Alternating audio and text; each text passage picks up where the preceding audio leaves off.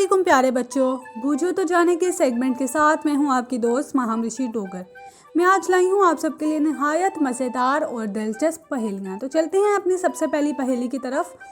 एक पुर्जा जो लेकर आया, जो मांगा सो उसने दिया। यकीनन आपने जवाब तो सोच ही लिया होगा। चलते हैं अपनी अगली पहेली की तरफ। जिसने भी वो साज बजाया, खुद ना सुना औरों को सुनाया। मुझे यकीन है आपने इसका भी जवाब सोच लिया होगा। ऊपर रहकर शोर मचाए, नीचे आकर आग लगाए।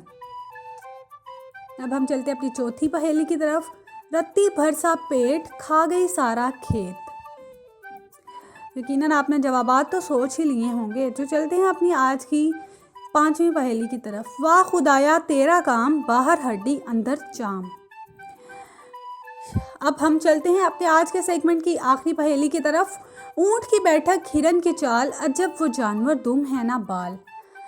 तो बच्चों, अपने सारे जवाबात कमेंट सेक्शन में ज़रूर बताइए। अब हम मिलेंगे अपने अगले सेगमेंट में। तब तक के लिए अपना ख्याल रखिएगा। अल्लाह हाफिज़।